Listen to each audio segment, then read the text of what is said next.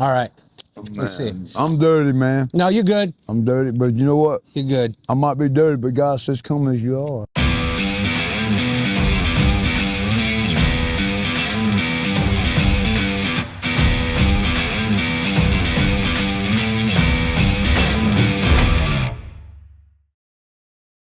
Hey, what's up, everyone? It's Jorge with Full Circle International. Before we find out what's going on in Kenny's life, I just want to thank all of you who share the videos, like the videos, comment on the videos. We do this to inspire and to encourage others to draw closer to God. Kenny, I've seen you around. We've talked a couple of times. I think we met about a year ago. You're out here on the streets, right? I am now. I mean, I had went to the hospital back in December, and then from there I went to the Hermitage for my second time, and that place is just, I don't know, man. I don't know what to say about it. I mean, some of the people there are compassionate. They loving and caring and understanding. Yeah. But for the most part, most of them don't give a damn about nobody there. Excuse my expression, but they don't care about nobody there. Well, I got great news for you, man. These conversations that I have with people out here in the streets are raw, they're real, and they just allow them to be you. So, Kenny, you be you. How does Kenny end up in the streets? I left from the Hermitage because you just asked me about why I'm end up on the street. This is my second time on the street. The first time I had some problems. It's like, you know, I got depressed, stressed out, worried about everything, you know. Yeah. I'm not out here committing crimes. I've done 37 years of my life in prison. I'm not proud of it. You've done 37 years? Yeah, not straight. The most I ever pulled straight was like 13 and a half years. But altogether, how old are you, Kenny? 64. So 37 of your 64 years, that's half your life you've done in prison. I know, sir. And reform school. And I want to get there in a second. But are you from Rockingham? Yes, sir. Born and raised over in PD, off of 220. I know exactly where that's on at. Dale Street. I know exactly where that's at. Used to have a house on Bunker Street, but it burnt down when I was a small kid. You got any kids? No, I don't have any kids. They apparently messed me up when I was in prison. Gotcha. On my first operation. I guess they clipped the wrong thing. Man. And then I had another double hernia operation come back like 6 months later. Yeah. I was in prison when that happened too, so pulled on all that pressure, water pressure, by washing big pots. Yeah. So Kenny, I've overheard a couple of your conversations. You've been very honest about your current condition. Obviously, you're in a wheelchair. What's going on with your physical body, man? I have a lot of bone deterioration. You know, like I got arthritis in my ankles, my knees, my lower back, all through my back. I couldn't honestly tell you everything that's going on with me about my body, but God can heal it. Oh, God can heal it, 1,000%. He can heal anything. He can do anything he wants to. Because he is God. That's now, right. What is this I hear about? I heard the word cancer out there. What's going on with that? I have a cancer that's starting to spread through my body. Hopefully they might be able to do something. Maybe it will. What type of cancer is it? It's like prostate cancer. Prostate? Yeah. Okay. But I've been diagnosed with like spots on my brain, the small spots. Okay. I don't know. It could be cancer. I'm scared to have an operation on, you know, because I don't really know what's going on with that. Yeah, that's a frightening thing. Yeah. So where do you stay out here? Because to be honest with you, I've seen you sometimes at 6 in the morning, right when the sun's coming out. I've seen you in your wheelchair with just a blanket pulled over. Yeah. You're literally living in the streets. Right. You got nowhere to go.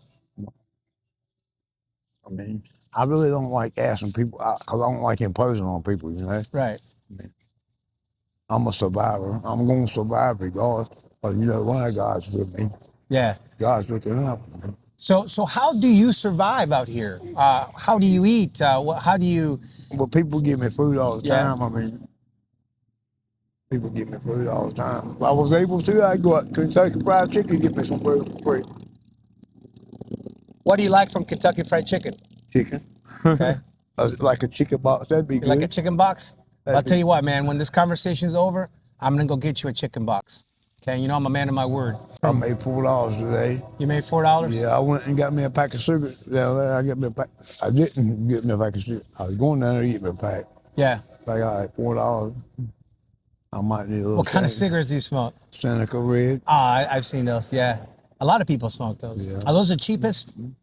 No, they're not cheap, but they got other cigarettes that's cheaper, but I like Seneca better than any other cigarette. As far Now, as all brand, now my cigarette, my main cigarette I smoke is Marlboro Lights. That's why I like to smoke. 'Cause gotcha. they're not as bad for you on your lungs. They're still terrible, but Well, you know, yeah, that's like you take a half a cigarette and you duck it out and then light it back. The other half is gonna be worse for you than the first half. yeah. 10 times. No, I get it. So I asked you how you survive out here. People give you money, they give you food. There's other things that living in the street entails. And this is not for, I know it's not true for everyone. Like, what's your poison right now? My poison, Yeah. I smoke a little bit of marijuana. I ain't gonna lie to you, I have smoked crack in the Okay. past. I mean, Well, hey, listen, bro. Thanks for being honest. Yeah. there's no need to lie, you know, because God knows your heart. You know, He knows when you're telling somebody the truth and when you're lying to them. So you smoke bud, Yeah. you smoke crack whenever it's around. What about meth? The reason why, no, I don't mess with no meth. The No reason, fentanyl? No, no. I used to do meth now. I used to. I'm not gonna lie to you. Last $40 piece of meth I bought, I went up and gave it to somebody else because I didn't want it.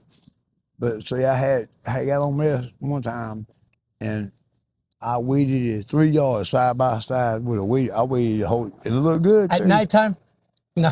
Early in the morning, I got started about 5:30 that morning.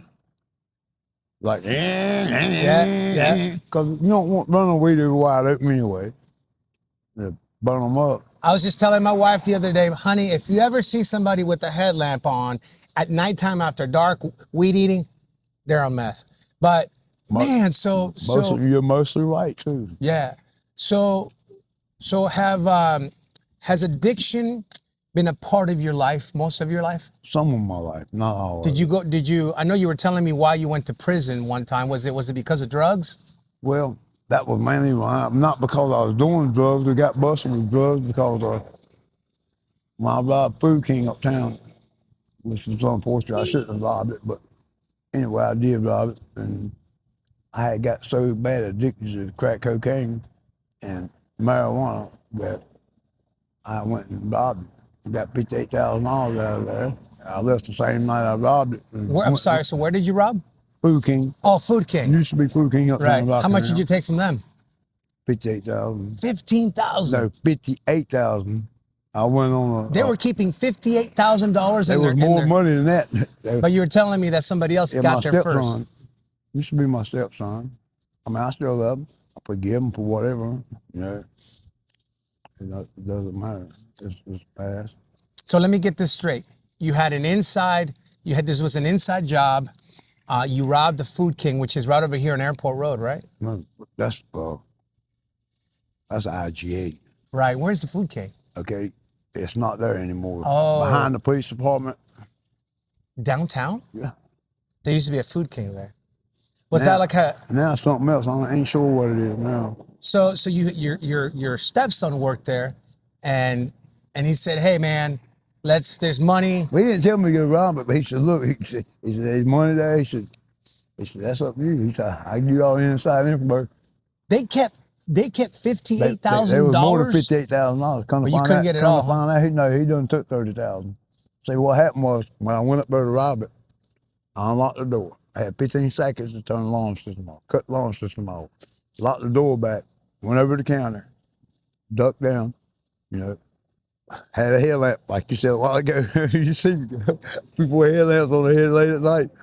But anyway, I clicked my headlight on, I opened the safe, took the money bags out the safe, turned around, come out. Did you know the code to the safe, or was it just? Yeah, I had the code to it Oh, too. Turn around, gotcha. went up in the control booth where you look out over the whole grocery store. There's like 10 tills sitting up there with money in them. You know what a till is, right? A till, yeah. Cash register drawer. Right.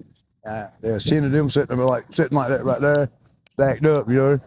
I had money in them, I think $300 in each one of them. I took all of that. So I take the keys too. So you got away that night. When did you get caught? About 3 months later. 3 months later. Who ratted you out? My stepson did. And the girl that I had met from Hammond. So then they catch you 3 months later, and you did how many years for that? 13 and a half. 13. Was it? Did you do that long because it was the amount of money that you stole? Because No, because of my past record. oh, I got a record from hell, man. I've Yeah. been in prison like 7 times. Well, Kenny, I sure do appreciate you having this conversation. I know it's, you know, there's so much more to talk about. There's nothing more than my heart desires, Kenny, than for you to live out the rest of your years healthy, as healthy as you can get. But most importantly, knowing, Kenny, that Jesus Christ Die for my sins. died for your sins, and I think you know that. He took the wrath of sin upon himself, and he gave you his righteousness. And now you can live without the chains of bondage on you. And not only that, but you have an eternal resting place in heaven with him. In the meantime, man, we're going to try to get you some help. So if anybody here in the area, Richmond County, knows about housing for Kenny, knowing that he's got some very extreme physical conditions, and wants to be able to help or share some contact information, please reach out, inbox us, or email us at fullcircleinternational7@gmail.com. The contact information is below. In the meantime, Kenny, man, stay away from drugs. I know it's hard to out here, man. And I mean, it's. I'm sorry, man. Go ahead. I'm sorry for cutting. no, you're you off. good, man. I'm sorry for cutting you You're good. off. You're good. What can we be praying for besides your physical condition and besides housing? Take this addiction, all this addiction away from me. Yeah. It's strong, ain't it? You know, I used to have that heaviness on me too, man. And it was like I was behind the wheel, but I wasn't driving. Right. And the more I tried, the tighter the anaconda squeezed. But one day I cried out to God, and he heard my prayer. And we're here talking by the grace of God. By the grace of God, man. And if he did it for me, he can do it for you. Anything before we go, looking into that camera, what would you say to the people that are in active addiction right now and just feel hopeless? That's a hard one to say. That's hard to say. What would you I say? mean, everybody has their own demons that they fighting with. I don't know what their addictions are. Yeah. Yeah. I don't know what the choice of drug is. I don't know what's going on in their life. By knowing what's going on in somebody's life, you can learn a lot more. Yeah. Mostly everything that would be relevant to their addiction. There's so many addictions. And man, back in my days, man, this whole fentanyl thing wasn't around. No. Like I would, I don't even know where I'd be if fentanyl was around in my days. But here's the thing, there's so many addictions. There's sugar, there's food, there's sex, there's just a plethora of things. Yeah, like food, that, man. food. And the key thing is to know that there's hope. The key thing to know is that God has a plan and a purpose for you. You're never too far gone. You've never, don't matter what you've done, where you've been, who you've been with, you can still cry out to God. And if he heard my prayer, he'll hear yours. Now, Kenny, what would you say to those people that are thinking about using drugs? Don't never use drugs. If you haven't ever used drugs, please don't never use them. Like that, what they call Flocka in Florida. They Oh, come out gosh, in Florida. where they eat, it's flesh-eating stuff? I mean, like sometimes that right there come from Yeah. a dog. That right there come from a dog. But My you friend's dog. that right there, a dog got you? Yeah, dog. No, he jumped. He was just playing. I know the dog, but he jumped up on me with his short claws and scratched me. So, but you're not on fentanyl, are you? No, You don't do that. heck no, I would never do fentanyl. I've OD'd on fentanyl. Yeah. Because somebody had sold me some fake Xanaxes, and Gosh. see, I like Xanaxes. Xanaxes, it's an addiction too, but still, I don't like doing them like that. I like doing one or two every now and then. Not like 5, 6, 7, 8, 9, 10 at one time. There ain't no way. Let me ask you this. This is something I ask everyone that I talk to. What did Kenny want to be when he was little? When you were a little boy, what did you want to be? Cowboy. A cowboy. I've gotten baseball player. I've gotten what else? Stuff. But that's a first right there, cowboy. Do you want to be like John Wayne? Nah. No. Clint Eastwood? He is my man. Who's the GOAT? Eastwood or John Wayne? Both. Clint Eastwood's like 98. You could fact check me. He's past 95. I know that, and he's still producing movies. Mm-hmm. But that's the real McCoy right there. Didn't Willie Nelson die? Did he die? I don't know. Let me Him get and back to you what on was that that. band's name? Song was about 7 Spanish Angels. I don't know. Seven I'm gonna have to Spanish Angels. when we're done here, I'm gonna Google it. But everybody, I want to thank you all for watching this conversation.